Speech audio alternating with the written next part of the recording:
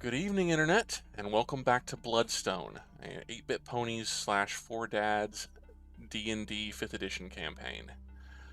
Because this is only episode 2, I'm going to go through our housekeeping items one more time, and then we'll get right into the game.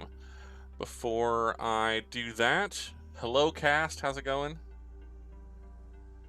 Yeah, they're all waving, that's great, okay. Alright, so right to business. If you don't know me, my name's 8-Bit I'm your humble dungeon master for this campaign. We will be diving right into the action momentarily, but I'm going to go through just a couple of items. First and foremost, we are not managing chat actively through this session. It is to maintain the integrity of our game. We encourage you to use the chat, feel free. Also, feel free to use our Discord. There's plenty of resources there for you as well. Discord is now in the chat. Thank you, Nightbot. And feel free to discuss. We love the idea of you guys talking about the game while we're playing it. We just will not be actively watching or monitoring the chat.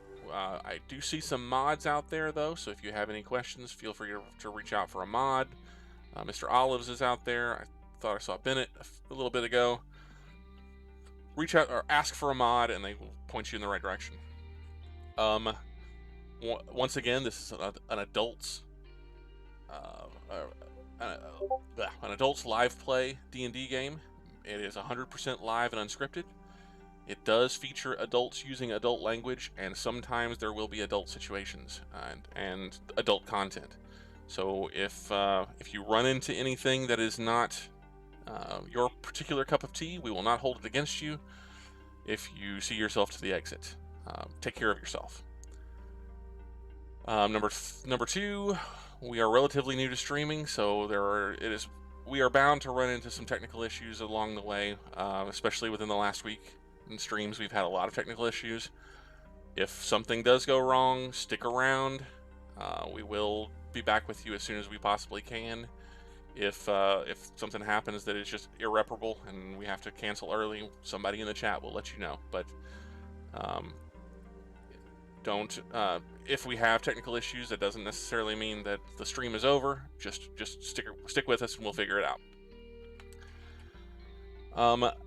That's pretty much it for the housekeeping items. Other than we ask you to keep it civil in the chat, be mature, be adults. This is an adults podcast. It's not a podcast; it's a stream. It is an adult stream, so just behave yourselves. Mods will wield their power as necessary, but I don't think that's going to be a problem necessarily. And then finally, and most important, have fun. We very much enjoy doing this. We very much enjoy having you along for the ride, so please enjoy this along with us. And let us know if you enjoy it. We would appreciate any follows. If you're new to the stream and you like what you're seeing, drop us a follow. There's a little thing that bounces around in the corner over there, down there, that mentions if you are an Amazon Prime user and you don't have anywhere to put your one free monthly sub, we would certainly be appreciative if you'd share it with us. But none of that is really necessary. Just enjoy the stream and have a good time. That being said, we'll go ahead and dive into our D&D game for the evening. When last we left our intrepid group of adventurers, the adventuring party, the companion protectors, had just returned to the city of Heliogabalus in the nation of Damara, soon to be the nation of Bloodstone, but had just returned to their home base city of Heliogabalus in order to kind of regain their bearings and get some rest and relaxation before deciding what to do next. It was a long campaign in the Underdark, and they have it cost them quite a bit. At least one member of the party is no longer around. They picked up 2 additional people, one being Thoros'l's lost daughter, Araya, or Sophia, and her son, thanas'l. All of them have taken shelter in an old but very well furnished inn called the Bloodstone Arms, and are finally getting a little bit of rest, some food, some drink, perhaps a bath, and a little bit of alone time for the first time in many, many weeks. We'll pick up first with Thoros'l. Thoros'l, you have just spent about an hour getting yourself fed, getting yourself clean, relaxing a little bit, as much as Thoros'l ever relaxes, if we're being honest, and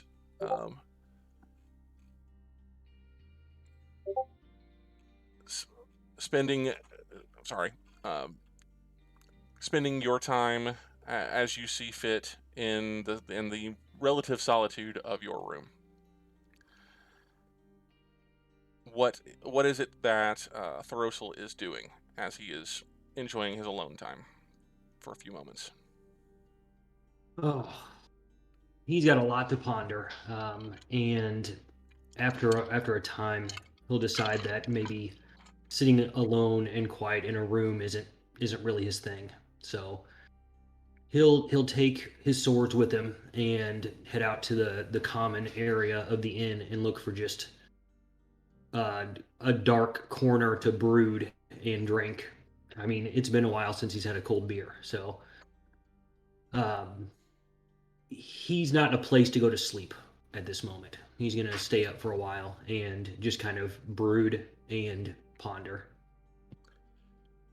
Well, you say sleep, and the party has definitely earned that after having been up, probably been active and fighting for the better part of an entire day.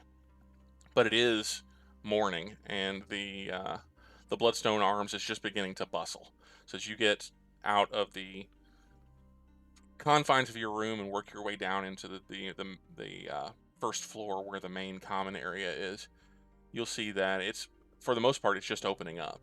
There may be a couple of individuals that have either that are sharing tables and maybe some kind of morning repast, um, but there really nobody gives you much attention at all.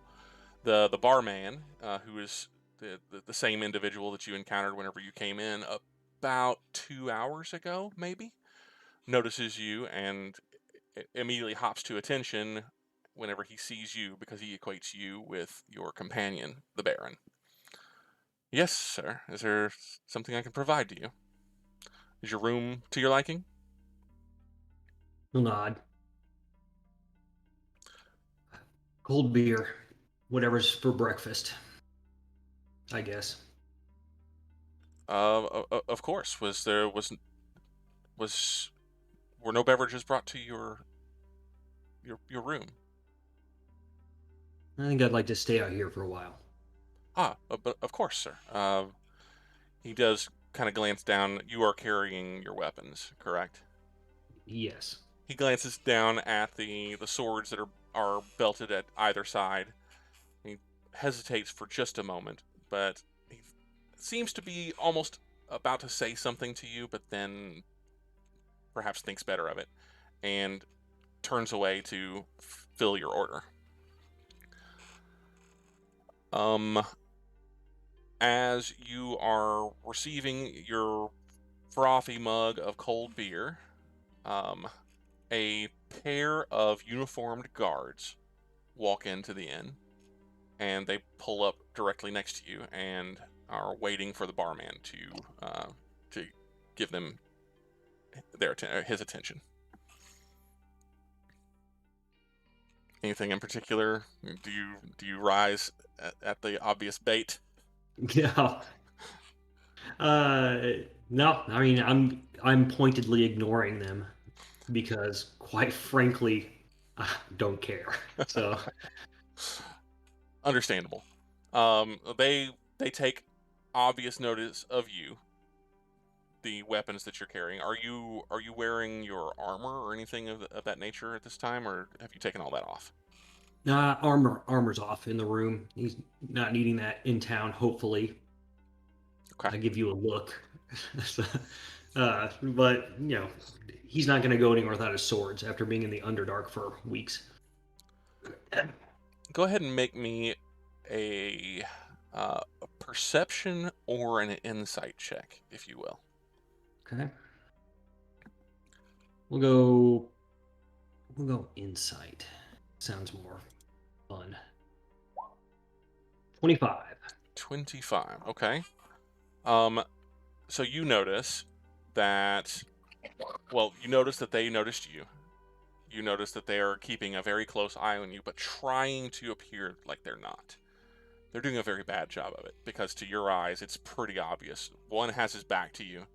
That allows for his companion directly across from him to keep his eye on you pretty much all the time.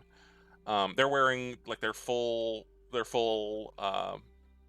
outfit, their full uniform, including a full-faced helmet with basically just like a grill in the front. And you catch the one who's facing you. His eyes are all over you. He's looking you head to toe. His eyes kind of pause on your bandages and the perpetual blood-stained or blood-soaked nature of them. He takes a very long look at the pair of exotic, we'll say, weapons that are belted at your hip. And they are whispering to each other, as they're ostensibly waiting for the barman. The barman is paying them absolutely no mind whatsoever. It's like as though he cannot even see them. He is focused entirely upon you and then the other patrons. He doesn't even appear to see them. But they walk and they're whispering to each other, and the one that is facing you is describing you to the other. Great. I'll pick up my beer and my, I don't know, plate of eggs or whatever, and turn, and I'll pointedly make eye contact with the one and just keep his gaze for a moment, and then turn away and walk to a table. Okay. Well, they don't follow you, other than you'll notice they shift position so that now the other one is able to keep a better eye on you. With a 25 on your insight, it's obvious what they're doing. They're just trying to keep you in sight. You've been here before, not specifically here to the Bloodstone Arms, but you've been in Heliogabalus before, and you've had your fair share of we won't say run-ins, but your fair share of exposure to the City Watch. You don't recall ever having this level of scrutiny. And, I mean, you've been in town for 2 hours, tops. Eldrick did say something early on about, if someone needs to, someone needs my attention as far as, the administration of the city or the watch or whoever, that we will be awaiting them. But you don't recall getting this level of attention prior to now. Well, Thoros'l takes a deliberate posture of come at me. And he's not being overtly aggressive, but he's also very he's projecting that he notices them seeing him. Right. So kind of leaning back in your chair, facing them directly, man spreading out, Absolutely. keeping eyes on them. Your hands, swords loose. Swords loose, but hands in plain sight, where you don't consider them a threat whatsoever. Mm-mm. I'm gonna dig in, and Fantastic. I'm gonna anybody that if they've got servers out, I'll make sure that my beverage is topped off. Got it. It's day drinking time. Understood. Who is the first person that comes down for breakfast besides Thoros'l? Is there anyone else that would gravitate down toward the common room, or are the rest of you? Alanere, you're otherwise indisposed, and we'll get to you in just a moment. But Okay. Specifically Makaria or Sprout, because Eldrick at this moment in time is also busy. Are you either of you coming down to the tap room for some food, or are you sticking around in your rooms to get some rest? I would come down, or Makaria would come down for at least some different food, perhaps a little more picky with her dishes, willing to spend a little extra for better meats and things such as that, since we are finally back in a town. Just, as lavish as she can get, but as tasty as she can get. Understood. So you come down and you enter the room, the fairly large common area that kind of serves as the entrance to this inn, and as before, with a tiefling, all eyes immediately go to you.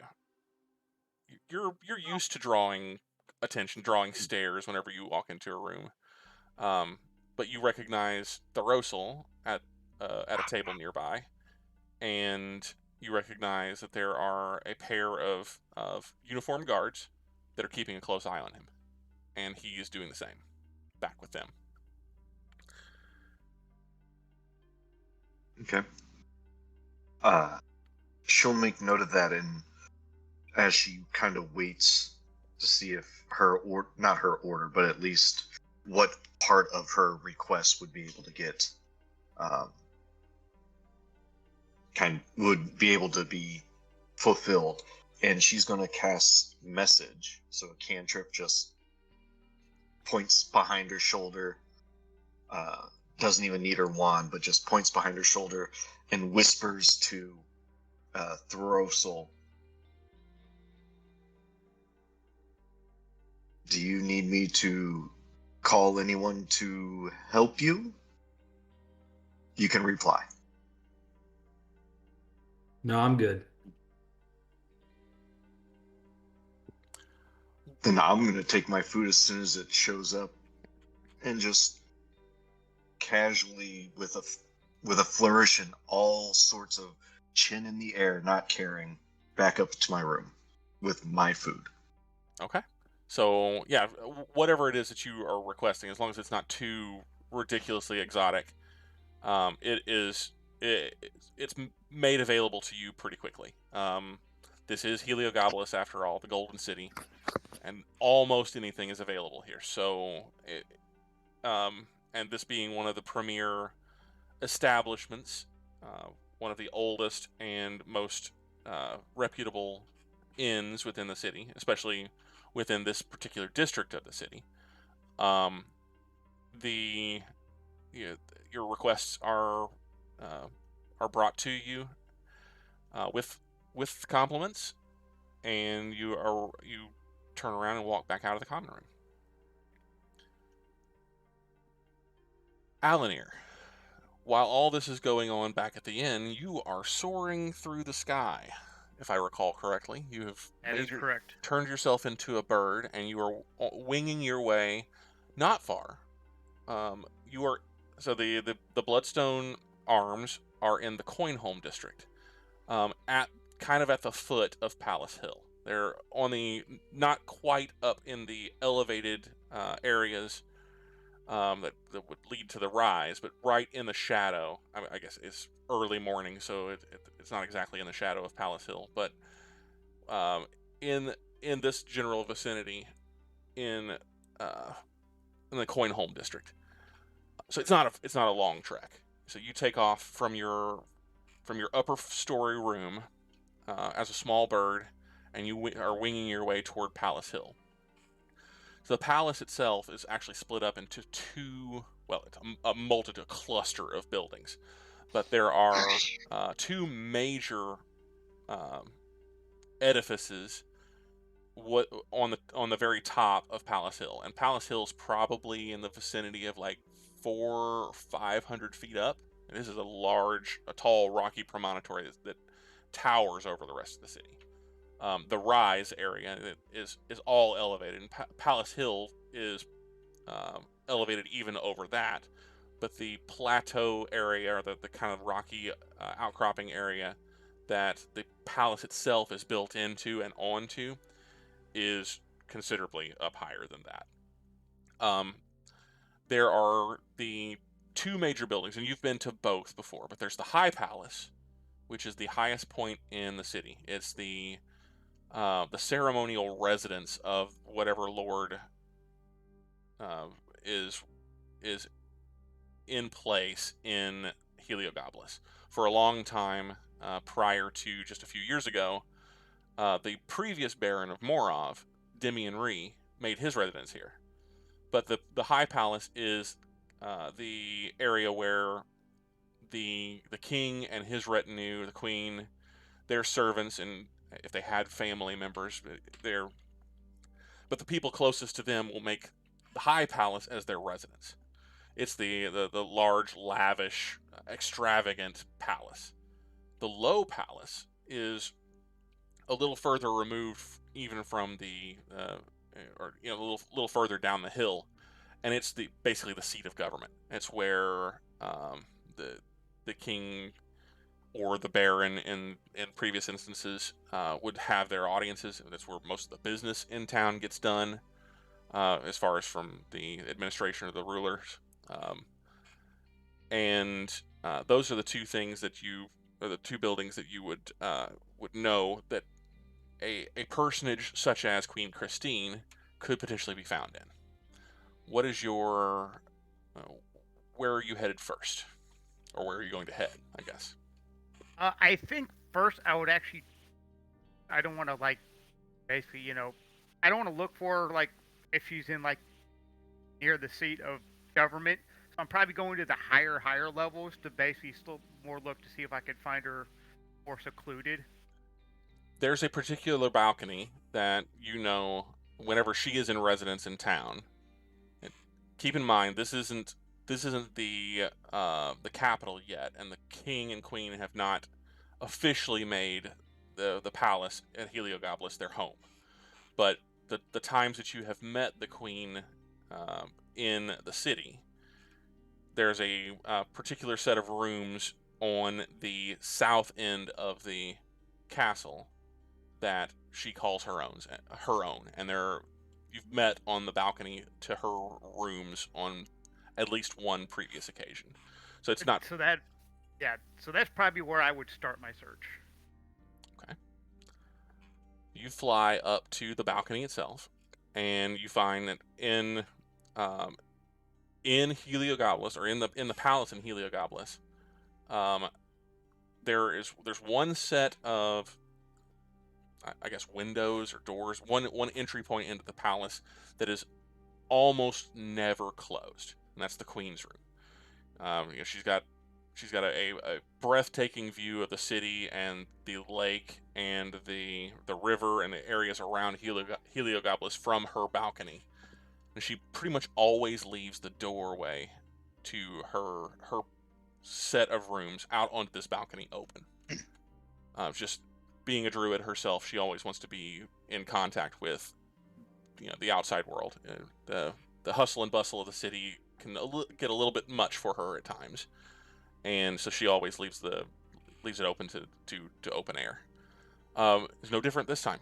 Whenever she is in residence here, that this door is always open, and whenever you fly up to the window and land on the balcony, or you alight, I suppose, on the balcony, you are gratified to see that her door is in fact open. Make me a perception check, if you would. All right. Yeah, I was getting ready to ask. It's I kind of want to try and look in rather than just fly into the open door just to see. Okay. So that works. Perception. I rolled a dirty 20. A dirty 20. All right. So you land kind of on the balcony itself, giving a little bit of respectful distance. You're looking to see if you see any, or you see if you can recognize the queen's presence before you announce yourself, or you just allow yourself in. You hear something from within. something that you probably, well, I don't know exactly what you would expect, but you hear the sounds of, we'll say, passion coming from within the Queen's quarters.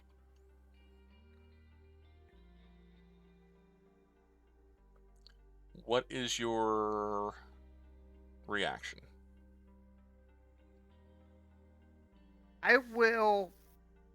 I'm guessing there's almost like a roof or above, like, you got the balcony and then a room, so I'm guessing like I could fly above that and more or less like land on the roof to where I could like look down on the balcony. Sure, absolutely. And then kind of I'm going to wait a little bit, just kind of just high enough to where I can look down on the balcony, but hopefully just further enough to where I don't hear much. Okay. So, more or less, I don't want to wait there any more than about half an hour or so. But it may or may not be done. But okay. I just want to, make me an intelligence check while you're trying to find a place. You kind of awkwardly, gotta get away from here, pop up onto the roof, to get away from the sounds that are coming out of the Queen's quarters. Just a flat intelligence check. All right. I'm a druid, so that is going to be a 23 total. 23. Okay. As you're sitting there, birds can't blush, but you're sitting there, kind of feeling a little bit awkward, like hoping, oh God, just don't let the sound carry this far. A thought occurs to you. His Majesty the King is not in Heliogabalus, as far as you know. In fact, he's not scheduled to be within Heliogabalus for another month or two, when his grand entrance to the city to take the city of Heliogabalus as his governmental seat. He's not here. Oh. Okay, now I'm a little curious. So I'm going to fly back down to the balcony and kind of like angle myself to try and see in more to the doorway. Okay, go ahead and make me a perception check.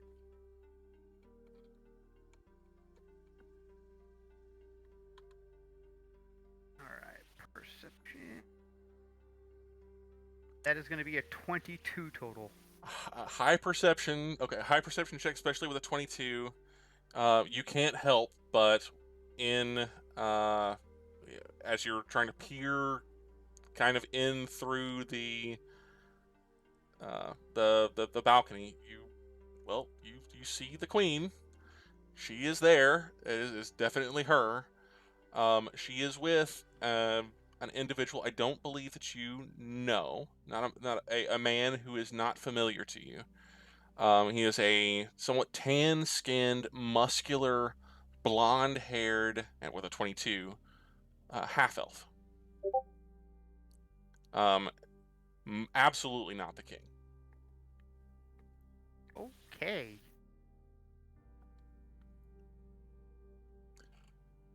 Well, with that being the case,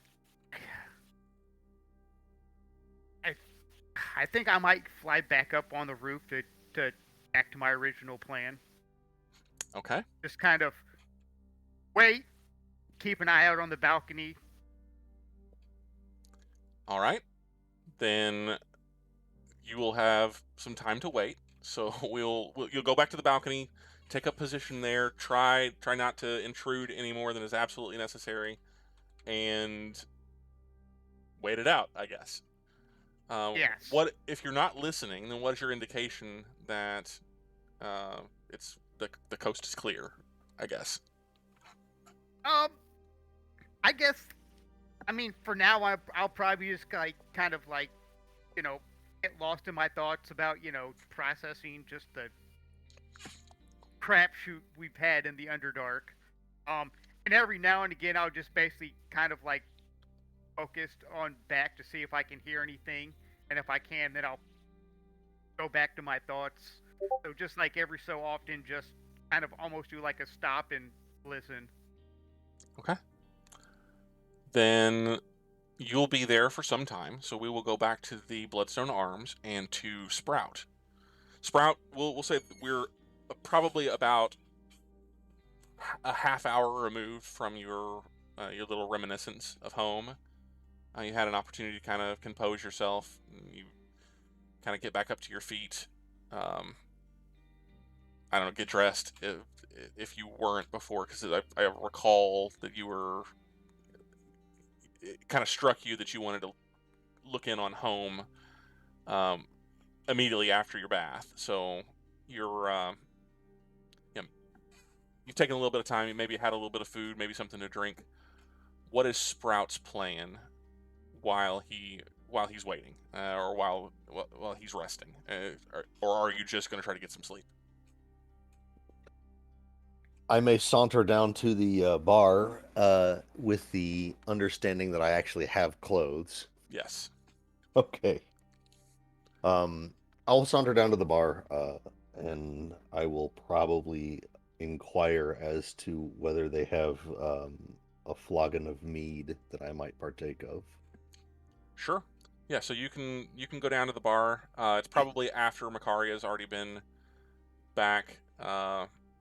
Back in her room, or has at least returned, but Thoros'l is likely still hanging out down at the bar, or down close to the bar. And you probably would have been, since you were inquired after your laundry, you probably would have just been provided maybe a very large robe or a dressing gown of some kind, as you're a bigger guy, and it's going to take them a little bit of time for them to find something to fit. To fit you while the rest of your clothing, filthy as it was, goes through the laundry. It's probably going to take them a little while. So you might just be in like a maybe even just like a big blanket, kind of fashioned with a kind of a rope belt. You saunter down to the bar in this kind of state. This party is full of people who are not the norm for Heliogoblus or for the Bloodstone lands. Sprout, you're not even from this world. So once again, I feel like I'm repeating myself a lot, but you draw a lot of attention, a lot of stares as you kind of walk down, and you see the barman, now the third member of your party that has come down to the tap room. He just kind of runs his hand through his hair, like he's a little exasperated. Yeah, Master. I'm afraid I didn't catch your name. Master. You can just call me Sprout. Master Sprout. Is everything to your liking, sir? It's accessible, it's easy, it works. I'm very practical. I was wondering if you happen to have mead on hand. Why? Yes, of course. There should have been. Oh, did you finish the bottles that were delivered to your room? Were they not to your liking, or? Those were just samples. I'm assuming that they have real size bottles. His jaw kind of goes a little slack.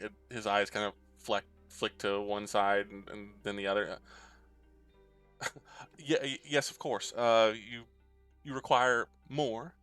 Shall I have them sent up to your room? If you can give them to me, I will go up to my room in a minute. Of course. He calls somebody over. He's like, please bring the larger bottles. And the boy, he's probably no more than 15. Larger bottles? Just go get them. Just go get our guest. Our guest requires additional mead. Bring him more mead. Like the 15-year-old kid looks up at you because he has to. He looks back at his boss and then, okay. And then he scampers off to go and fulfill your request. Would I have seen the guards that were keeping an eye on Thoros'l? Make me a perception check. Oh, I mean, you can't miss them. They're standing, basically directly to your right as you're there at the bar. Whether or not you've noticed that they're keeping an eye on Thoros'l, you can make me a perception check or an insight check, whatever is your preference. Oh, insight or perception? I'll go with perception. That would be a 14. 14's good enough. Yeah, you recognize that they are keeping that they certainly noticed you. They have been keeping an eye on the conversation that you've been having with the barman and the page, I suppose. But you do recognize that they are keeping a very close eye on your companion, who is across the room, sitting at a table. Okay. I'm assuming that when the mead comes back, it will be brought to me, so I will actually saunter over and I will sit down in a fashion near Thoros'l, but not blocking his view of them. Okay. So when the page comes back, he comes back with a very large wicker basket, like almost like a laundry basket that is just. Well, there's a blanket over it, or kind of like a piece of cloth that's over it. But as he steps, there's a clink of bottles, and you recognize that there's probably 7, 8, regular sized bottles, but regular sized glass or ceramic bottles of what you believe to be mead. And he just kind of brings it over and hands the basket to you, kind of gives you a little bit of a nod, looks at his boss. His boss gives him some kind of symbol or signal that you can't see, and he kind of turns and wanders back off into the rest of the inn. And I will take one of the bottles out of the basket. I will pop the top, and I will down probably half of it in 1.5 gulps at the most. And then I will lean into Thoros'l a little bit, and I will say, "Misery loves company. I hope that you don't mind that I join you for a minute." Thoros'l will reach into the basket and grab his own bottle and say, "You're welcome here." Mead's not supposed to hiss when you open it. You did it wrong. Thoros'l will make kind of a face whenever he drinks it. He's not a mead fan, but he'll drink it nonetheless. It's closer to home than I've had for a while, so it's not the same, but it's never going to be the same. Those are some true words, Sprout. Things aren't going to be the same, are they? No. We make the best of what we've got. And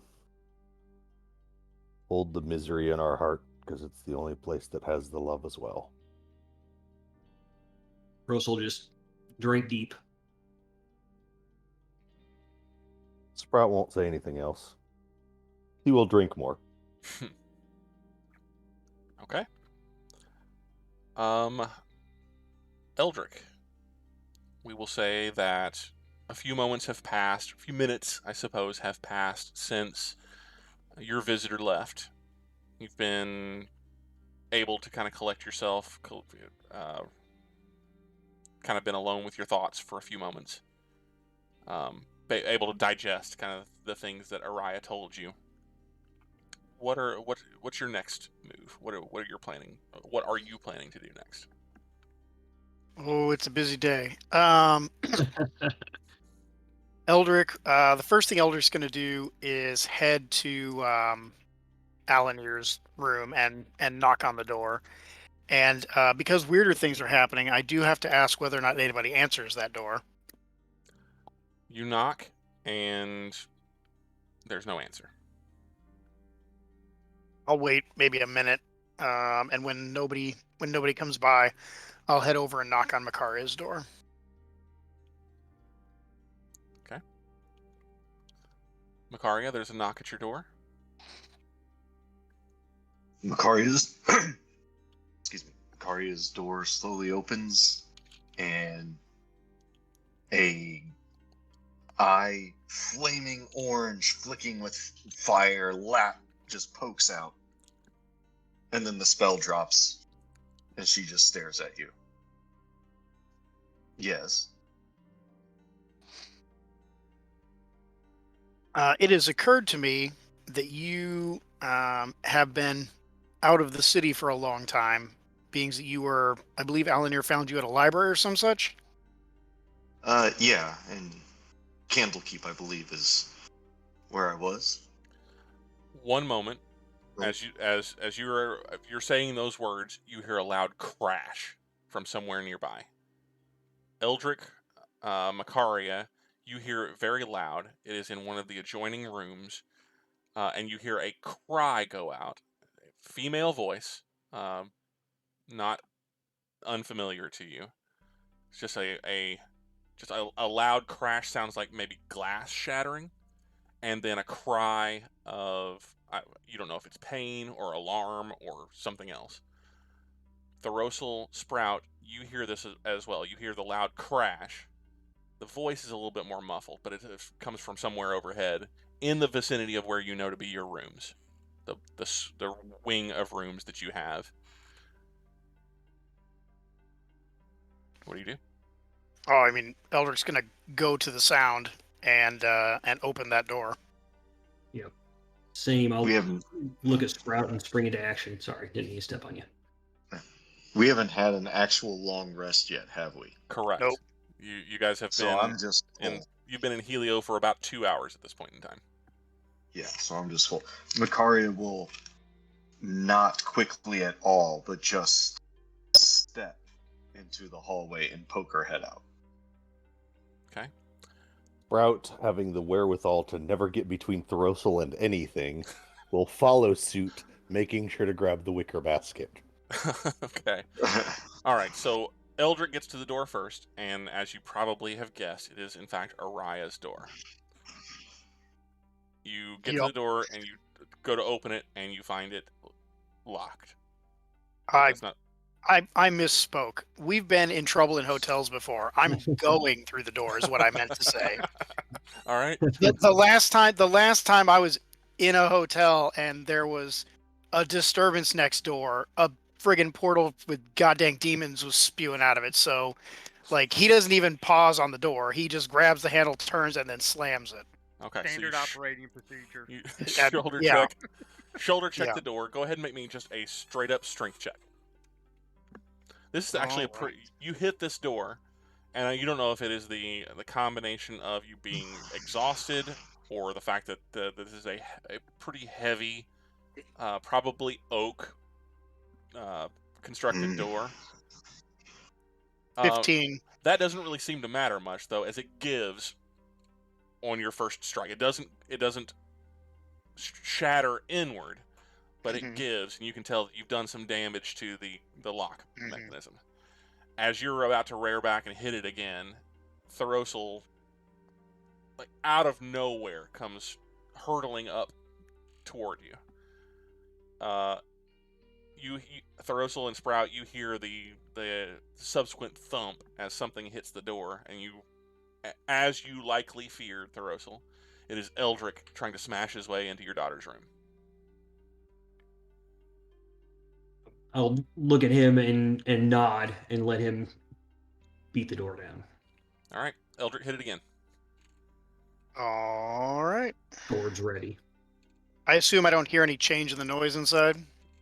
You hear nothing apart from 18. The splintering of the remaining part of the lock as you slam into it again, and the door just gives entirely. The room inside is very similar in construction to yours, or the way it is laid out, with two notable exceptions. Number one, most of the furnishings within the room are in the process of I don't know, falling out of the sky in pieces. The bed is disheveled, splintered. The frame itself is in pieces and are essentially raining down from the sky. There's glass everywhere on the floor. The one window that would look out over the rest of the Coin Home district from this side of the inn is smashed. It appears to have been smashed outward. Like there's no glass from the window that is readily within the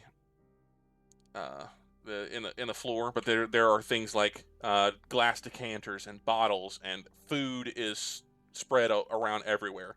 But as you break the door down and come in, you're struck by the idea that there is just this carnage. Like the entire room is in a shambles, but it's actively falling from the sky, parts of furniture falling out of the air. Around all of this is in kind of a corona around the single figure standing in the room with her back to you. She's in a very tense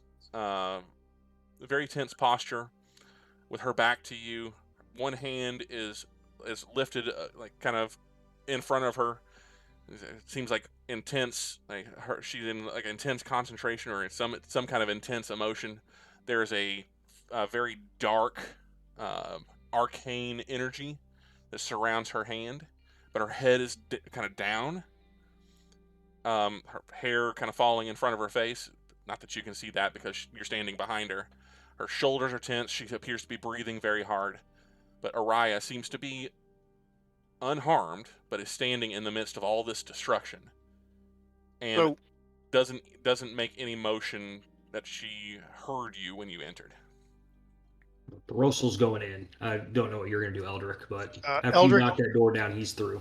Yeah, Eldrick is also entering. He's going to try to circle around here. He has seen a number of wizards cast spells in the past. Does this look like any sort of casting that he's ever seen, or does she appear to be in some sort of distress? Make me an insight check first, and then Thoros'l, you can make a perception check. So yeah, and anybody else that is looking into the room. Gentleman's 21 on the insight check. 21. Sprout with the 20. 24 perception. You guys are rolling very high tonight. Okay. So to answer questions in the order that I got them, Eldrick, you can see from her posture, from just her body language, she is very clearly in distress. But you can also see that she is very clearly the cause. Some spell that she cast here just before you entered the room appears to be the cause of all this destruction. Mm-hmm. You also see, and Thoros'l and Sprout, Thoros'l more specifically because you asked, she's the only one in this room apart from the two of you. Thanas'l is not here. Araya, Eldrick will say, at this point he's probably swung around a little bit. Where is Thanas'l? She makes no reply other than quiet sobbing. I'm checking out the window. The window appears to have gone the way of the rest of the furnishings in the room. Rapidly deconstructed, but blown outward. Not into the room, but out. Yeah, so I'm checking outside. See if I can spot him. Go ahead and make me another perception check. Sure. Sprout, you were saying something? Sprout would like to subtly cast detect magic. Okay. Thoros'l, you don't see him. You can see out through the window, like most of the southern-facing rooms. Like not all of you have southern-facing rooms, but like most of the southern-facing rooms on this wing of the Bloodstone Arms, it has a pretty amazing view of the rest of the Coinholm district. Coinholm is one of the more affluent districts, and a lot of the construction is this kind of yellowish, goldish looking brick. So you look like you're looking out over a city of gold, like a literal city of gold. But you see no Thanas'l, and I mean, there's clearly plenty of activity outside, and you can see people as you kind of look out. You can see people that are reacting to the fact that it looks like a window just blew out above them, but no sign of your grandson. Sprout, you complete your detect magic and you detect a number of sources of magic in the room. Most of them around your companions and Araya, but no lingering magic auras anywhere else within the room.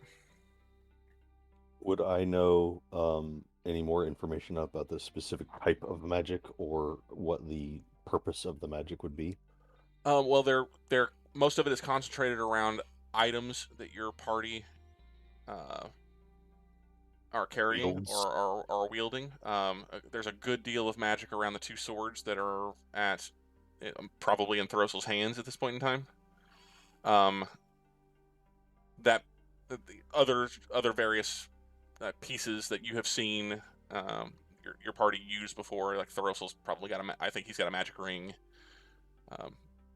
Eldrick. Just because I don't know if anybody's ever detected magic in the situation that we're in here. Eldrick does have both of the stones on him, if that changes what Sprout sees in any way. Yeah, it does not. You don't. Okay. You don't detect any magic. Oh, excuse me. Any magic in particular around Eldrick. Eldrick, you're not wearing armor. You. Nope. And I don't recall that you carry any other magic items besides the 2 stones at this point in time. Just the 2 stones. Sniff, sniff. And as you look, Makaria is nowhere in the room, as she is still just standing just barely outside her door. Thoros'l will he's not gonna like lean down or anything, but he'll kind of look to Sophia and just, I don't know, try to meet her eyes until try to help her that way calm down. Well, her eyes are closed. You can see that there are the beginning of tears that are beginning to run down her face. But her posture is like she looks like she's just about had enough. That's the look that you get from her posture, her position. She just looks very distraught. But she hasn't even acknowledged your presence or Eldrick's presence at all. She's coming down from. It was very clearly her voice that you heard before.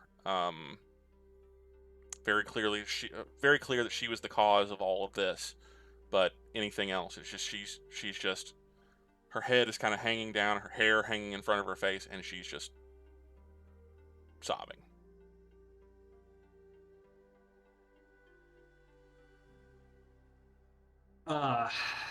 Thoros'l's got to do something, so he'll put his swords away and put a hand on her shoulder. It's been 100 years, so he's not super fatherly, but that's the best he's got right now. He'll put a hand on her shoulder. She doesn't react at all. At first. That's fair. Yeah. For the first moment after you put your hand on her shoulder, she's just still just standing there, stock still like a statue, hand still raised, just sobbing. And then it's like all the air rushing out of a balloon. She just almost collapses into you.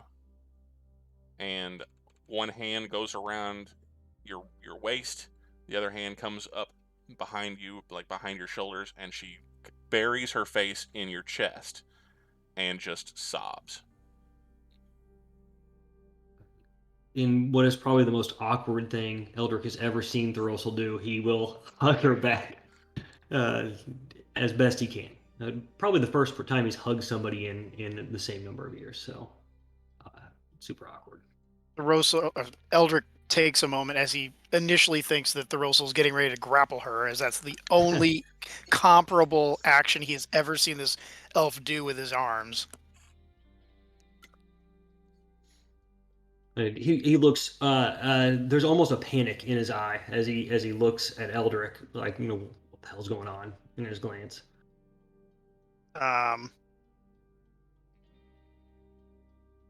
Eldrick's gonna walk over and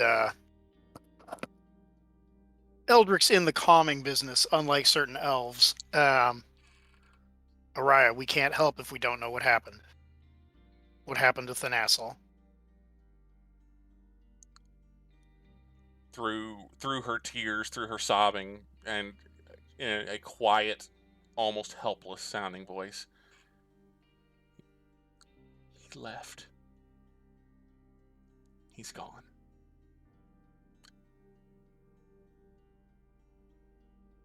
And I can't find him. She reaches up to, kind of takes the hand from around Thoros'l's waist and kind of worms it in between the two of you as you're standing there kind of embracing. And she puts her hand up to her clavicles. She says, He took my necklace. And I can't find him. He's just gone.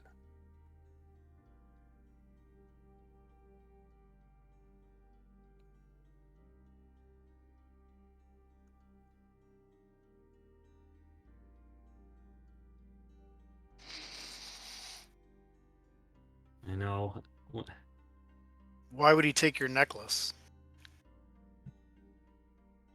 It's protection against, well, location, scrying. He knows. He would have known, and the active sobbing has kind of abated at this point in time as her analytical mind starts to spin, and she's still kind of holding on to you kind of limply, Thoros'l, but she kind of pulls away a little bit. She kind of glances, not at you, Eldrick, but kind of back around her shoulder in your general direction, so that she's addressing you to some degree. He knew that if he just escaped on his own, I would be able to find him. He took it because he doesn't want to be found. He left me, and he doesn't want me to find him.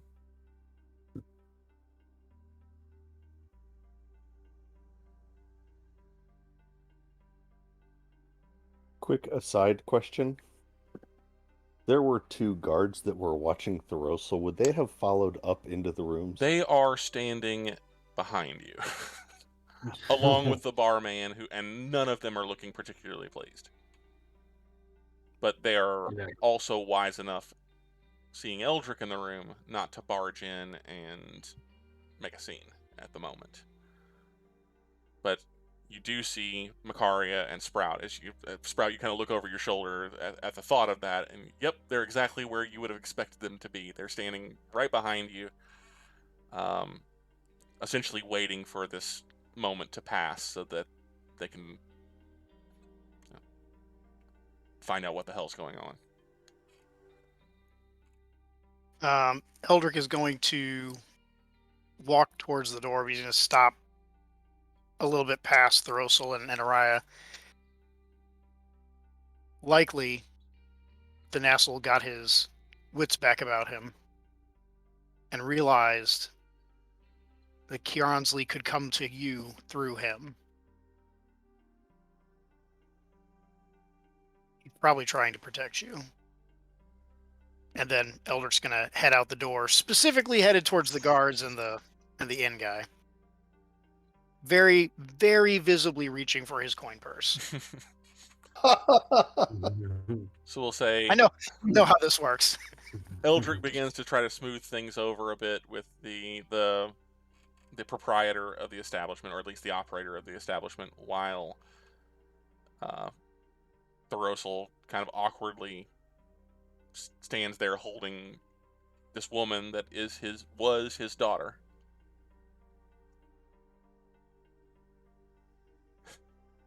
He doesn't know us. He doesn't know us at all, does he? You know what this means.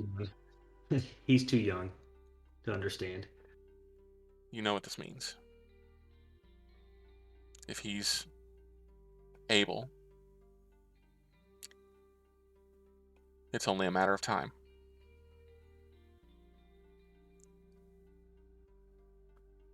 Yeah. But so be it. If that's what he chooses. I won't begrudge him it. Her hand that she had put on her at the base of her neck, or at the base of her throat, where the necklace was, it kind of reaches up and presses against your chest and kind of tightens against your shirt. If it's you that he comes for first.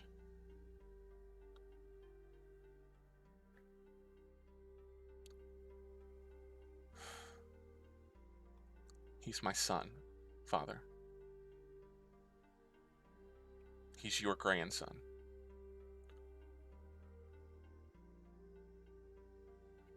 I didn't kill him in Merimerdra when I had the chance. I don't intend to kill him now.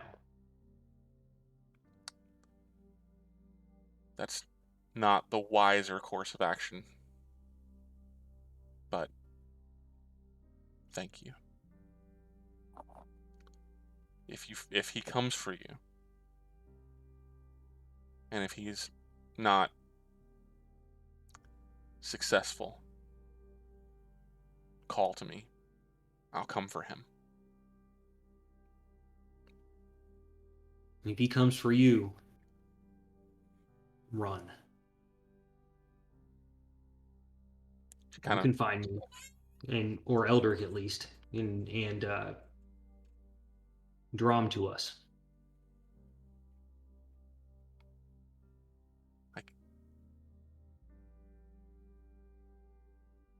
She kind of gives a little bit of a nod, but something in kind of the tension in her gives you the feeling that she doesn't mean it.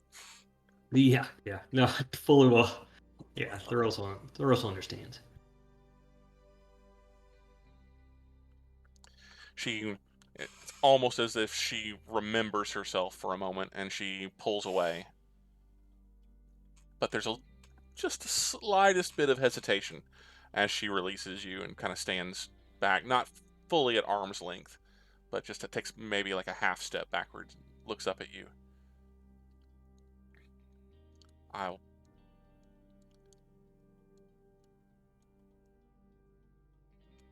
I'll be gone before nightfall. Safest I can be now. She again reaches for the necklace that is not there. Is on the move. I know how to find you. I know how to contact you. And you me. She kind of looks behind her at the Eldrick having a conversation with the establishment and Sprout standing nearby, and she briefly makes eye contact with Makaria. And she turns back. Watch the tiefling. I wasn't lying. I meant everything that I said, and you have to believe she's in it for herself. That a moment will come and she will betray Eldrick the way she betrayed me, the way she betrays everyone. Be ready. Do you know what she's after? Power. What her goals are?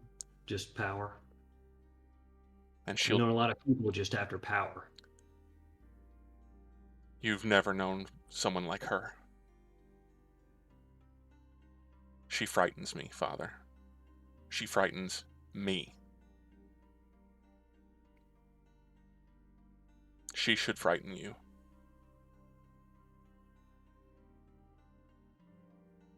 Be careful. He'll nod. She backs away, kind of wipes at the tears that were on her face before, and takes a full step back and looks kind of around at the destruction in the room and winces a little bit, as though maybe she wasn't fully aware of what she had done. But That's why she's going to be gone by nightfall. There's no bed left. Yeah.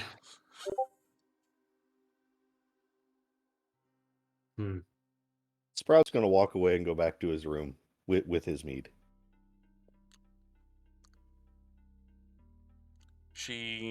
Araya, kind of turns away, looks around to see if there's anything left of any that's not been destroyed as far as food. I just need some time. Your friend,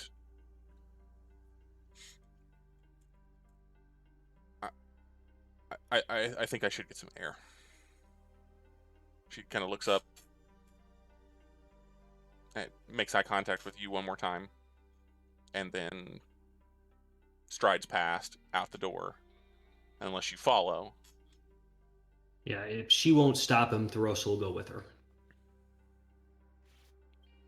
Okay. The barman seems to want to give a little bit of protest as Thoros'l and Araya kind of speed past while Fucking dare him. I Well- dare him with my eyes. while Eldrick Dare is you. still having conversation, but he this fellow is savvy, and he seems, Eldrick, from your perspective, he seems to want to say something, and his eyes kind of flick in their direction, but he returns to his attention entirely to you, and he's very we'll say he's very patient and very magnanimous, and allows for you to make it up to him. Platinum makes people that way. Yeah, it'll do it. Yeah. You will notice, Eldrick, that after Thoros'l and Araya are out of earshot, Mm-hmm. down the stairs and probably off into the day, Mm-hmm. the two armored and armed figures, the two guards, just without a word, turn to follow.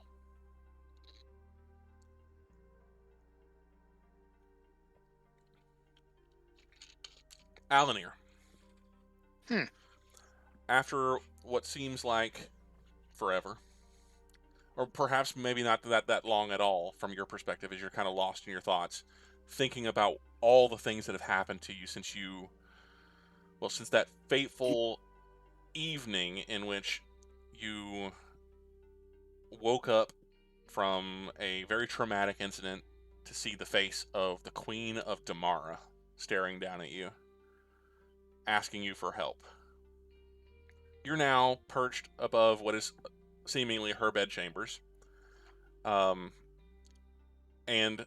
many months and many events have passed. You're still trying to figure out how you fit into all of this. There's just this nagging feeling that there's something that you're missing. There's something that... There's a voice that... It's not a specific person's voice, but there's just these words that keep passing through your mind. Something someone told you what seems like forever ago, but you can't remember their face. You know, it was a woman, somehow. You remember it being a very stressful scenario, a very stressful situation. Something tells you, like, maybe the Overmind. It was definitely during a battle. But something like this odd. It's almost as if it's a half-remembered dream, but you're standing, or you're standing in this corridor and you're fighting for your life, and there's this voice that is calling your name and is trying to tell you something, but you can't remember her face. You can't remember the voice, but you do remember the words. And it's a little unnerving. You can remember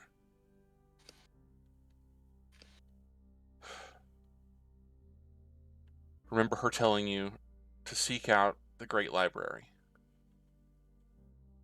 You remember her mentioning an ancient Netherese ritual.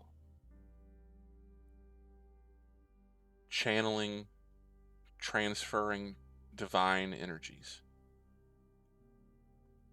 The artifacts you seek, just snippets, just phrases in a voice that you can't remember ever having actually heard from a woman that you don't remember. There's just it just plays over and over and over in your head again. It's just the moment, and it's becoming the moment that circumstances around it are becoming clearer and clearer. Standing there with a tall, 10-foot tall man made entirely of gold, fighting against faceless, eyeless horrors on a citadel or a ship or something far, far, far away. And you're replaying the memory in your head, and at the moment that there's just a gap. There's no other better way to say it. There's just a gap. When you get to the moment where you heard these words, nothing. It's just a blur. Except for the words themselves.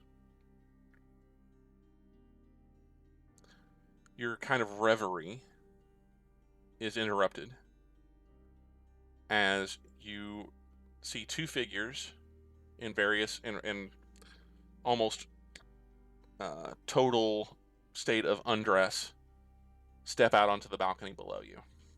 You recognize Queen Christine, mostly with just a shawl draped over her shoulders, despite the cold morning, and the man standing next to her, who you don't recognize. They don't say any words. They just walk out onto the balcony. She leans kind of heavily on the balcony. He just puts an arm around her. Kisses her on the shoulder. And they just stand there together for a few moments. Then she turns and whispers something to him. You can make a perception check if you like. I would like. Rather curious about this fellow now. And Alanere got a 29. This night. He is very curious. Her words are, "My love, it's time you left." He says nothing, kind of deflates a bit. Sagging of the shoulders. Kind of gives her a glance, kisses her on the shoulder again, turns and walks back in through the balcony doors and into the room, leaving her alone on the balcony.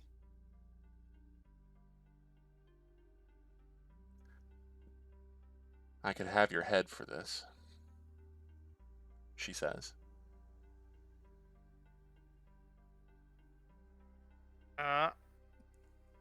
Alanere will fly down to the balcony, like floor level. She regards you very coolly as you kind of alight on the balcony before her. She stands basically just draped in what is like a sheet from her bed. Makes no move to further cover herself or anything like that. Just looking down at you. Her expression says perturbed. I will kind of shapeshift back into my elven form, but I'll do one of those things where I kind of, as I shift into the position of basically kneeling on one knee, looking straight down.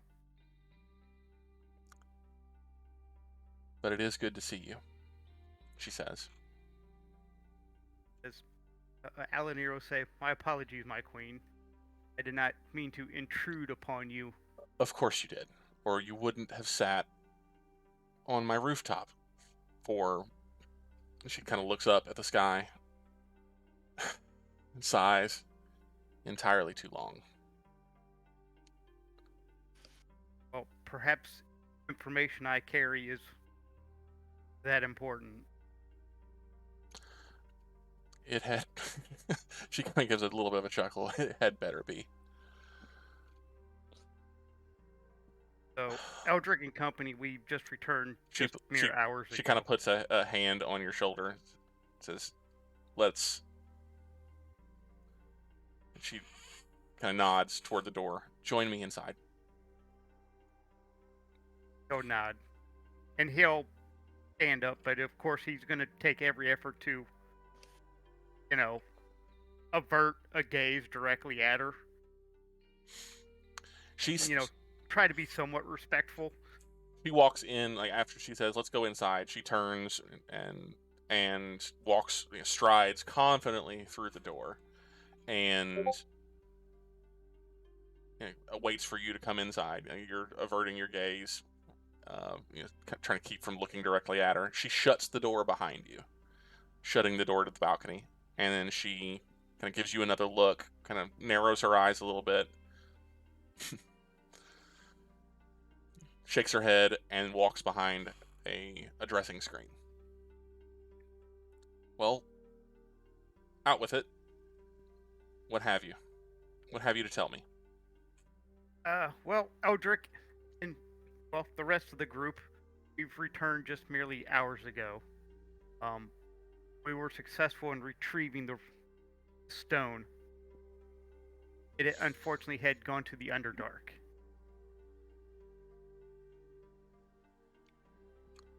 But long story short, we retrieved it, but also gleaned a important piece of information. There is actually a demonic cult of the Undying that is operating underneath the ground below Bloodstone.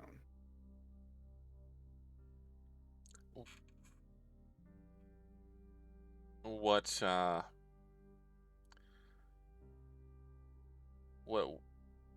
is this cult? What do you know of this cult? What are we talking here? The goat's head? We haven't seen the goat's head in Damara in more than a decade. That's my concern, and I fear it may have something to do with the disappearance of the king. If there's actually a cult of the Undying, then I must have assume that it's of, you know who. The one we haven't seen in over a decade. You mean Orcus? Yes. And how came you by this knowledge? It is information we gleaned from the Underdark.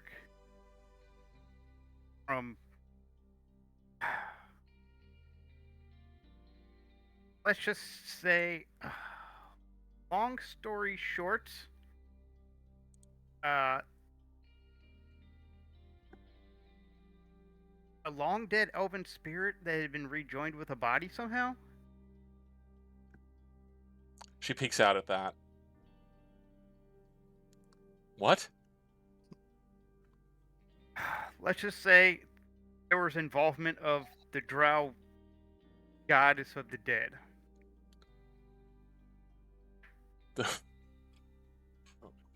Okay. You can tell that she's still trying to shuffle on some kind of proper dress for entertaining even an underling in her private chambers. But you're gonna have to back up. So you traveled to the Underdark, came in contact with the Drow, and determined that the Drow... Sorry, break it down for me again. I apologize. There's it's a little much. No need to apologize. It is a lot. We were down there, and apparently the spirit of the Gansley was trying to escape onto the material plane. I've heard that name before. Well, would you say it again? Kianzali? That's a drow power, yes? Member, okay. Yes. So when you say the Undying, you mean this Kianzali? I don't know whether the quote is of Kianzali or Orcus, but it's a demonic cult, which would lead me more to assume the latter. That is disturbing. Go on. So there was actually not a drow spirit, an elven spirit, long dead, who had unfortunately been tortured horrendously, but eventually somehow put back into a body and was trapped on the ethereal plane and was using the power of the stone that recovered to try and merge the material and the ethereal plane. Which was basically the method, I guess, Kianzli was trying to use to make it to the material plane. I see. And you stopped this, yes? We did. It was not easy. You and your companions have a knack for, well, stumbling into these situations and setting them aright. We do, although not all of us made it back. She comes out from behind the dressing screen, fully dressed. Not in like a formal gown, but in more kind of plainer, more like traveling clothing. He says, "I'm sorry to hear that. Not the Baron. No, Eldrick lives." He still lives. She visibly kind of relaxes a little bit at that. And he is returned as well? Yes.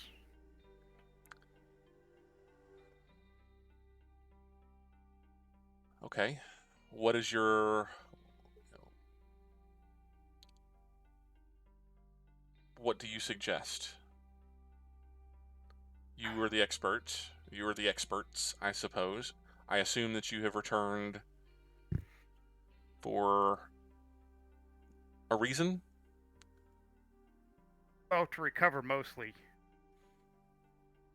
And since we've successfully gathered the stone that we set out for, we figured it best to come back here to rest and recover, then plan our next move. And your next move is? We haven't talked about it yet. Like I said, we just finished putting... I don't know really how it works. Dissipated, put to rest, or whatever, the spirit of Kianzli. And it was just mere hours ago, and so we teleported here. So we're still more or less getting our bearings, but I thought this was an excellent time to report in. And I thought it was wise to inform you of the demonic cult operating underneath the ground. Your instincts are good, Ather. Your timing is terrible. but it has always been so. I'm sorry. You're Alanere now. I apologize. Alanere, your timing is terrible. I am whatever the Great Mother, Earth Mother, needs me to be. I know that to be true. I hope that to be true. What of Eldrick? You said he recovered another of the stones. Yes. I am interested in hearing your thoughts.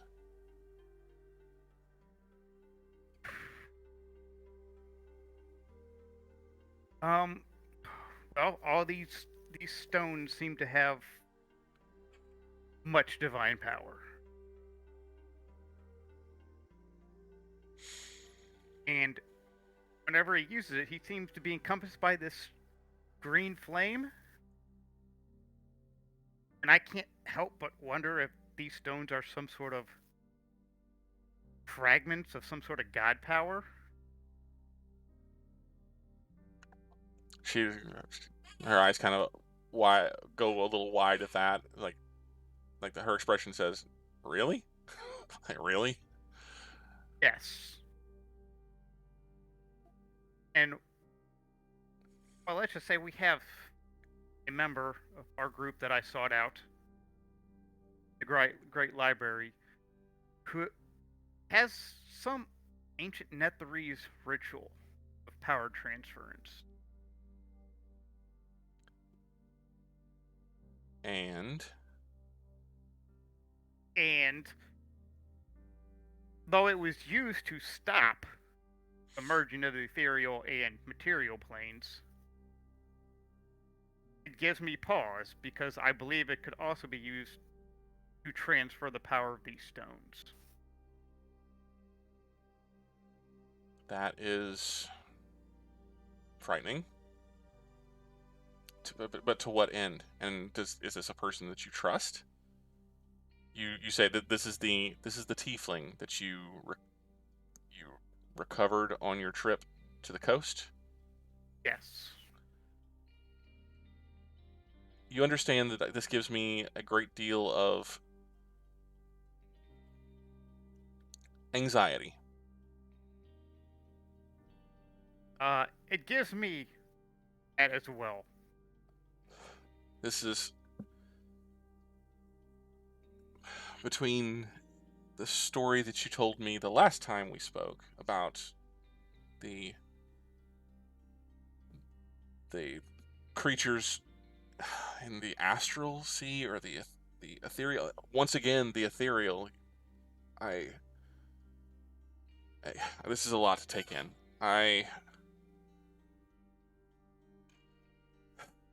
I appreciate you coming to tell me this. I appreciate. I'm glad that you're alive. I'm glad that you're okay. I'm glad that you're back. But I'm gonna need some time to kind of digest this. Is there? You're not going to be leaving again soon, I hope. If I do, I will make sure to let you know before we head out. Well, that is kind of you. Be sure. I can't be certain that I will be within the city much longer. She looks out. I've likely stayed too long as it is. I will be missed.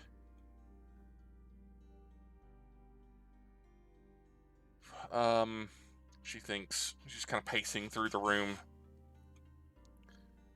Keep Eldrick here if you can. I would speak with him, but not now. I'm not here. She looks at you very pointedly. This conversation didn't happen. You didn't see me. When we meet next, you and I will ask for your full report. You understand? I understand. It will be given as though this never happened. She nods, kind of steps forward. She gives you a hug.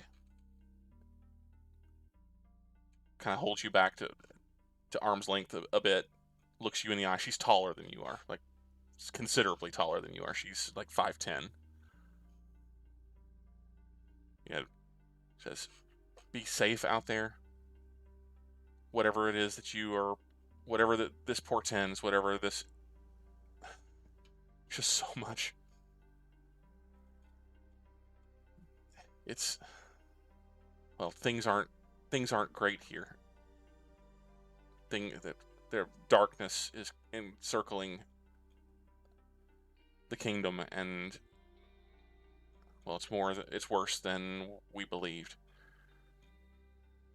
I'll have to tell you more whenever I have to go. I have one more thing that I need to tell you Okay. before you leave. That sounds ominous. The person, tiefling, who has this ritual of this power transference, apparently learned it from someone who shares the same name as the one who was responsible for the downfall of Netheril. She kind of takes that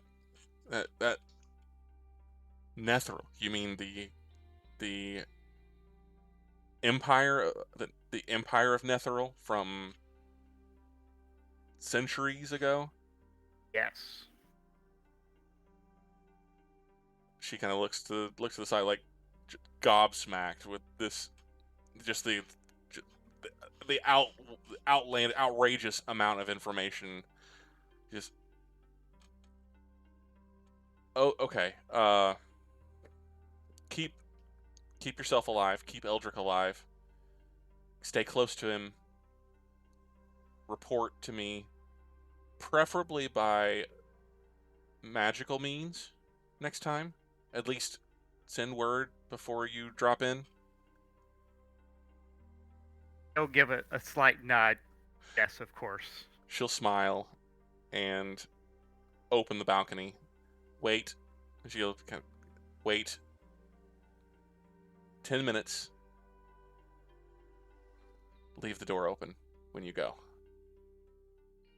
She steps out onto the balcony. You hear the rustling of feathers, and she is gone. And then I will do as instructed. Wait 10 minutes. Leave the door open and head out. Okay. After I shift into a bird. Back to Back the to my arms. room. Okay, great. Back to the Bloodstone arms. We'll rejoin Eldrick. Eldrick, you've had ample opportunity to smooth things over. A cleaning crew has come up and has removed all of the, taken care of the room. You can assure the Thoros'l and Araya are gone. They left the inn. Where exactly they've gone, you don't know. But you're once again alone, I suppose, if you choose to be. Is there anything else in particular that you want to do once you get that situation under control? You want to return to Makaria and have your conversation? Yeah, I guess I do. It was a little more excitement than I expected this early in the morning. I figured we'd have at least more than 2 hours between killing a goddess and getting bushwhacked at a hotel, but apparently not. Yeah, Eldrick will return to Makaria's room and knock on the door again, assuming that she has already gone back. The door will open up very slowly. Who is it? It would be Eldrick Oks. I was wondering if I might have a word with you. I mean, I guess we've already had several. And she opens the door and ushers you in. All right. He will enter.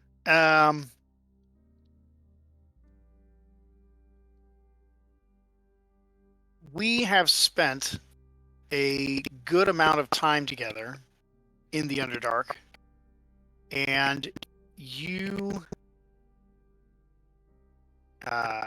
risked your life on more than one occasion on me and mine's part. I don't know what the Alanere or the Crown told you would be your reward for assisting us with this. But I think that I owe you no small debt. Now, there is still the matter of what Kieransley told me, but I'm not currently entirely sure that I know what those words meant. So I'm willing to put that aside for the moment. I have a number of errands that I need to run today. If you would join me back here for lunch, let's say, I think we can talk about what it is that I might be able to provide to you as compensation for your assistance. She will walk over to what little table, or even if it's not a table, but her bed, one of the journals that is by her bed, she'll open up and rip out a small piece of parchment and walk back to Eldrick. Well, for the total cost of the supplies that you used for this, it's very minimal, just roughly, yes, 1,575 gold pieces. However, it would be preferable if you would be able to obtain a jewel worth 1,000 gold pieces to resupply myself. He'll hold out his hand for the piece of paper. All right, and she will hand you an itemized receipt. He'll take it, everything you have, and stick it in his belt. But he'll say, "Think between now and lunchtime. In payment for Thoros'l's service, I traveled for weeks in the Underdark to save his daughter from a drow archmage, so we thought. Did battle with a goddess and survived the confluence of planes caused by those events. So I'm not really talking 1,000 gold gems here.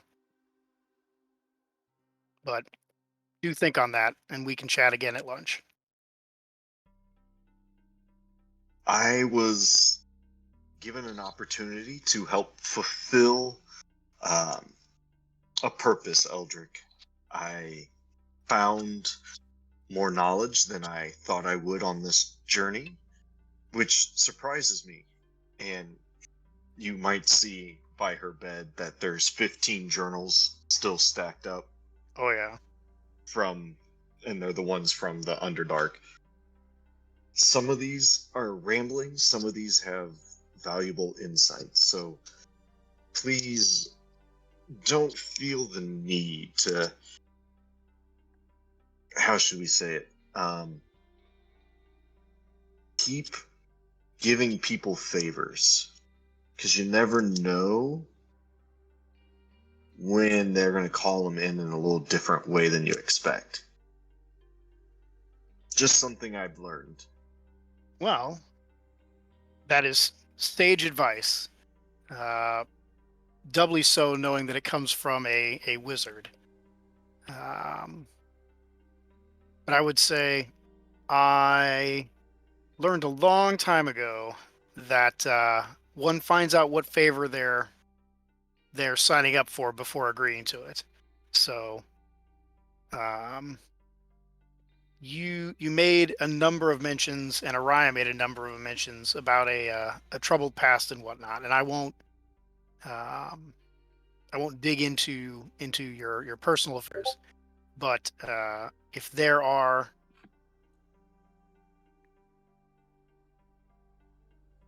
roadblocks to you achieving what you hope to achieve in the future, it is possible that those are ones that I may be able to assist with. So keep that in mind. Oh, Eldrick Oks, I will definitely keep that in mind. I will follow this group for just a little bit while longer, because I think what you just said will probably come true. You have no idea how close that could come true to the truth. Well, good to hear. Maybe. All right. Well, he's gonna give her a little nod and take his leave because he's got a lot of stuff to do. Okay. How much of that is hand wavable, and how much of it is stuff that you want to handle in person or in character? I suspect a good amount of it is hand wavable. Okay. So two main things. There is the location of Saint Valentine's Hammer in Merimadra, and then there is the cult of Thoros'l, the Undying or whatever it is, under Damara. The game plan is to take both of those pieces of information and sprinkle them in a number of different places. Okay. The first of those places is that Eldrick's going to make a visit to, I believe, Mauricio's shop is in Helio, yes? That is correct. It is in the Rise district in a neighborhood called Walls Around, which is right around in here. Excellent. Not far. I think the perfect first place to go would be to go there to buy clothes and just happen to drop both of these pieces of information as part of my regaling him with my stories of adventure as he's measuring me, just to get those two pieces of information kind of out in the gossip circles. Well, disappointingly so, Mauricio Esteban himself is not actually present at Mauricio's Fine Clothier. Sadly, you would probably be aware of this. Mauricio no longer resides in Heliogabalus full time. He actually has taken, well, after your less recent adventure prior to going to the Underdark, Mauricio and several other former members of your party were given land grants anywhere within the kingdom that was available. Oh, that's true. I forgot about that. Mauricio chose a plot in the Lakewood to the north that he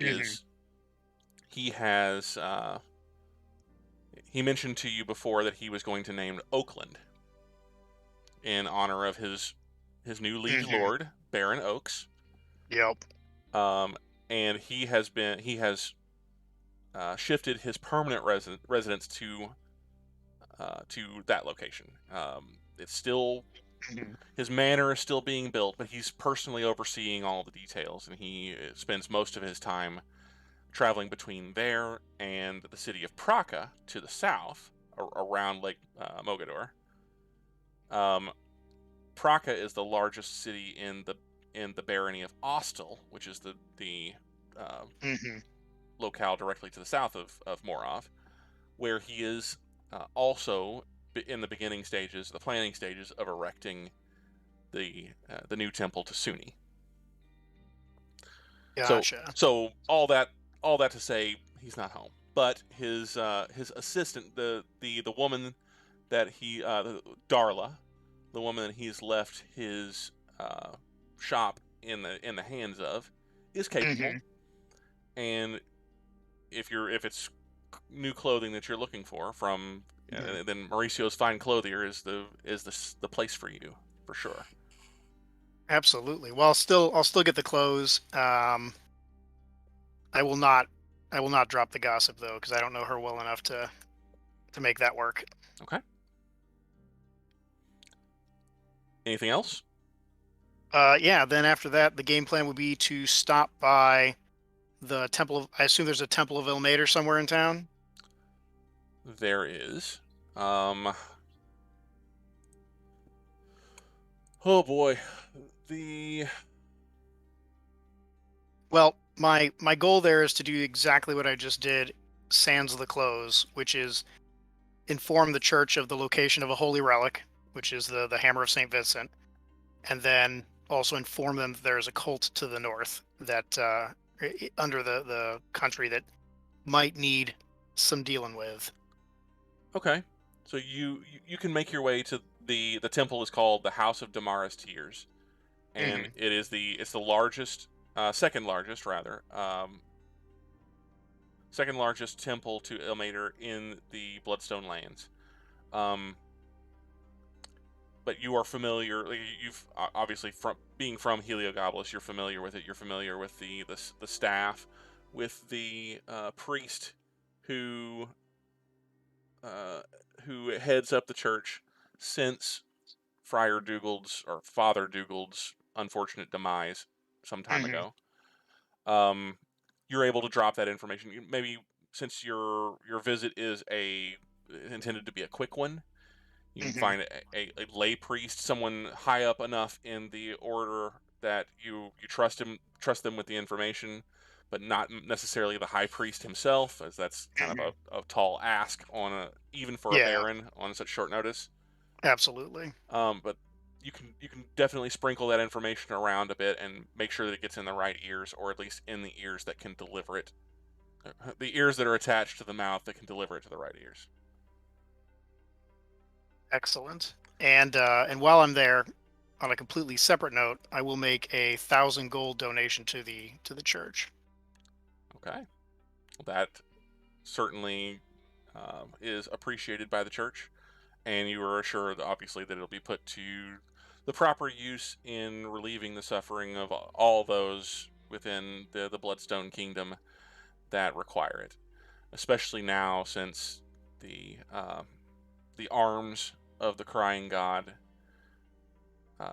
all the unfortunateness that has happened around that particular location, with times are hard for everyone, but this will go a long way. If there's a particular thing that you want it to be put toward, perhaps the new asylum can be named after your own noble personage, Lord Baron Oks, the Baron Oks Asylum. Let's mark it as an anonymous donor, please. As you wish.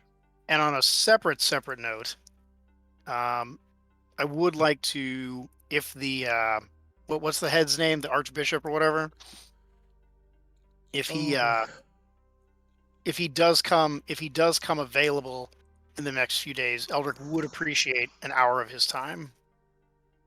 Absolutely. The moment that the High Priest is available, and I'm sorry, I'm trying and failing. The moment that the High Pain Bearer is available, I'm certain that she will be happy to entertain you, my lord. I will take your kind words and your kind donation to her forthwith. Appreciated. Then is the I'll thank whoever it is that I'm speaking with and head on out. Now the Order of the Golden Cup, would their local chapter or Boy Scout group or whatever, would they be here or would they be somewhere else? They would either be based. I would either be based at the House of Damara's Tears, that likely have clerics who are members of the order in residence, or at least operating within the temple, or the more military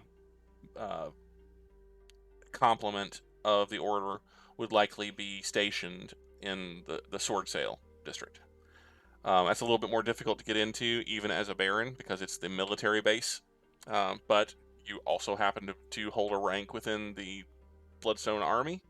So not difficult to perhaps schedule a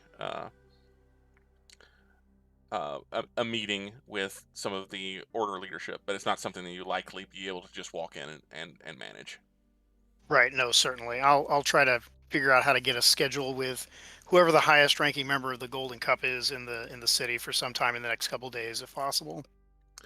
That is absolutely doable. You essentially you provide them with the details of your permanent or your temporary residence. Yep. There is a promise that someone will be in contact with you to set up that meeting within the next few days. Gotcha. All right. Well, then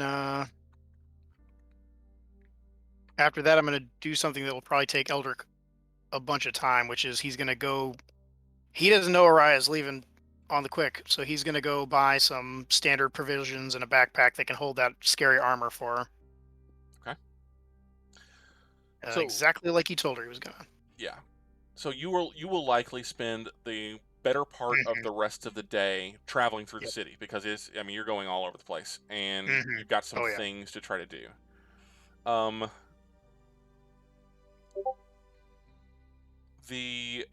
It's probably getting pretty close to like late afternoon, early evening, and you find yourself realizing, shoot, that took longer than I thought it was going to. I probably missed my meeting, my scheduled meeting with Makaria. That's okay. I know where she lives. But you're realizing that you can't just go on and on and on and on forever. You probably after your third stop in the market district, you're realizing I gotta get some rest. I've got to get some sleep. You've been pushing yourself, and it's becoming too much. Yeah, I probably haven't slept in 48 hours. That's probably true. Correct, and it's been a hard 48 hours. So despite having so many different things to do, you realize, man, I'm just going to have to put a little bit of this on hold. I'm going to have to go and get some sleep. So you turn back toward the Bloodstone Arms, and within probably another 20 to 25 minutes, I assume that you're not just walking through town. You're probably taking like a carriage, hired carriage, something like that. Yeah. Yep. Yes, very much so. Your carriage pulls up outside the Bloodstone Arms, and there are a number of clearly military, or at least city watch, that are clustered outside the building. There are a number of other vehicles, other carriages. There is a large procession of they don't look like city watch. They look more like, you recognize the as you're kind of getting out of the coach and walking up to the building. You're looking around. Okay, those aren't city watch. Those tabards. Oh no. You hear the words, Eldrick Oks. What is the meaning of this? And you see a very irate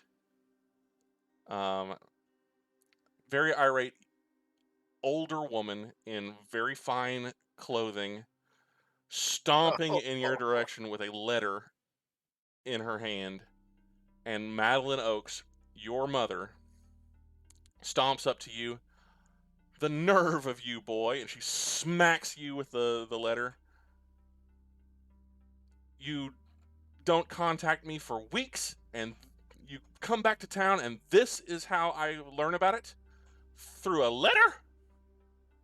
What were you thinking, boy?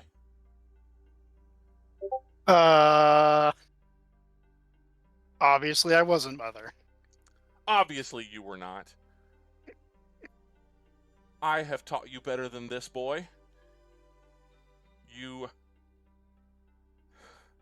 She kind of wraps you up in a hug. He returns it. My son. And he is quite a bit larger than she is, so it's kind of an engulfing hug. You're staying here? At the Bloodstone Arms? Really? I had to find a place before I could come visit you. This place is a rat trap. Well, I'm happy to come stay with you at the manor. Of course you are. Come along, Eldrick. We'll have your things retrieved after a time when it's proper. You can come home with me. Certainly. Give me a moment to inform the proprietor of this establishment. No so need. that he might. No need. I've already told him. Your mother is on top of things as usual in ways that you never have been. Your Sounds about right. Your departure's already been announced. You will ride back to Oakhart with me. Absolutely. We'll say that as the carriage bearing the arms of the Oks noble family thunders away with its retinue of probably 24 guards, all a horse, thunders down the street away from the Bloodstone Arms, Uriah and Thoros'l start to make their way back to the inn after having spent a good portion of the day just wandering the streets. Not a lot of conversation. Not a lot, even if Thoros'l tries to start conversation with Uriah as you're walking. She's very withdrawn, very reticent, very hesitant to engage. Very short answers, very, very little conversation on the whole. But probably before the sun starts to set, as you are returning, kind of your circuitous, kind of aimless walking through the city of Heliogabalus has brought you back to this point.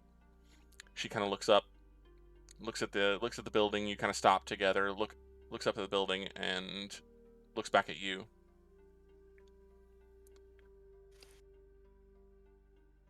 I don't know how to do this. I don't know. I don't do. Goodbyes in my world have been remarkably final, as I imagine they have been for you.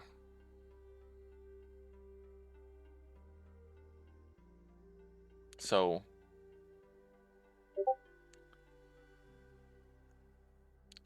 if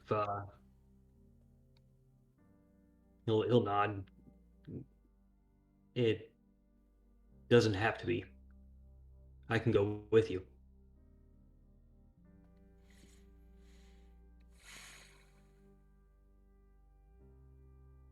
she seems to consider that for a long moment.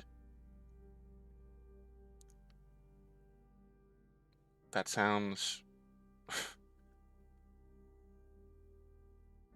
that sounds nice. Despite myself, I find myself wanting to agree. But I don't know that I'm ready for that. I haven't had anyone but thanas'l.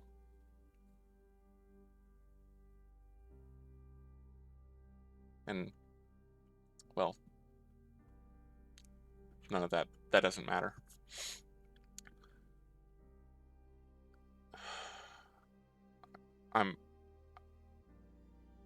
I can't, Father, I can't. For tactical reasons as well as just, I'm not her. I'm not her. Sophia's dead. You know that. She always will be. Whatever was her in me,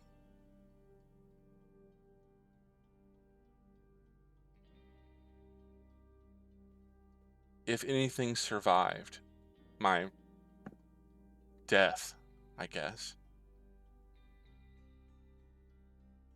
they destroyed it. It was too long. Scoff. You're more my daughter than you may know. We Night Branches were God's cursed. That's for sure.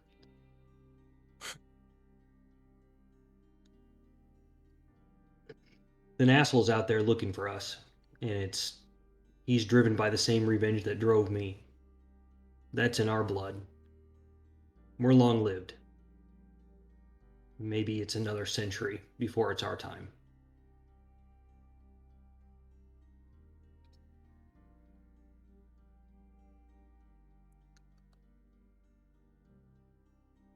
So how would it work?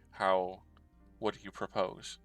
You leave this behind and go on the run with me? Hop from plane to plane, trying to stay ahead of a goddess and her chosen? Is that what you want? No. No. Then what? What do you want from me? Do you want me to stay here with you and join your merry band of misfits and... No, it's true. I owe Eldrick something here. I need to help him with his quest next. But I would hunt her followers. That's what I would do. And put an end to it. If she draws her power from her followers, then she doesn't get any. I wouldn't run. You're right. I wouldn't run.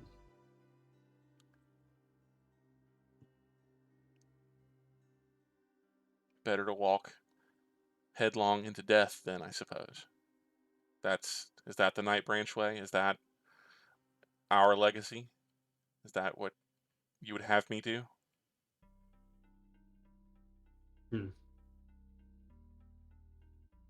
No. No, you're right. If you need to hop from plane to plane, stay one step ahead. I'll be the hunter in this family. I've always been the hunter. Before all this. That was a long time ago.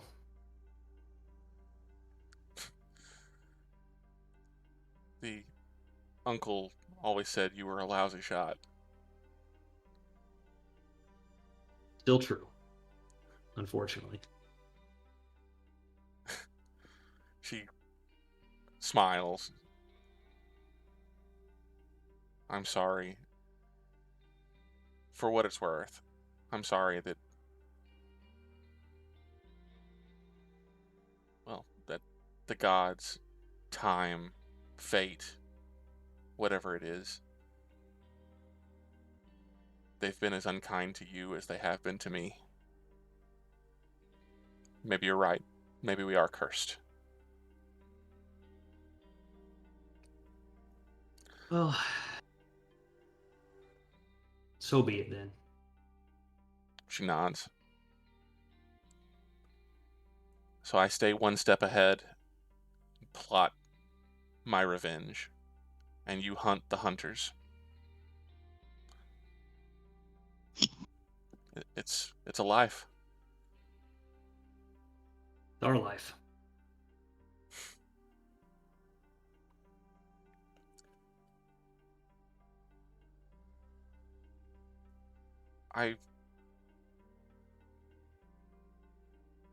It's strange. Even up until this moment, I had convinced myself that this was as final a goodbye as any I've known. Maybe there's a fewer corpses left behind this time, but a goodbye nonetheless. But something tells me that that's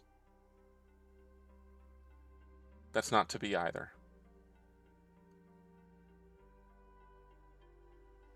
So rather than goodbye, it seems so foreign.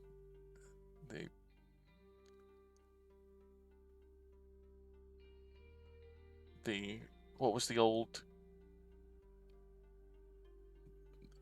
words? Till swords part. He'll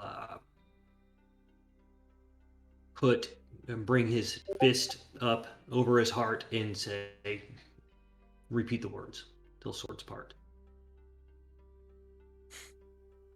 She kind of smiles, a little bit of moisture around her eyes. She gives you a nod, and she turns away, turns to walk away.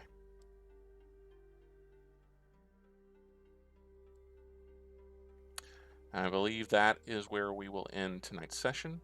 We have gone over the 10 o'clock mark by just a few moments, but I think that is as good a place as anywhere to end tonight. Thanks to everybody who watched us tonight, who joined us. I hope, despite this being sort of a plot-heavy episode or a kind of a conversation-heavy episode, I hope that there was still something that you found interesting.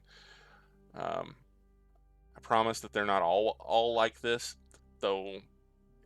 If this is the kind of thing that you enjoy, I can promise that since this is a little bit of a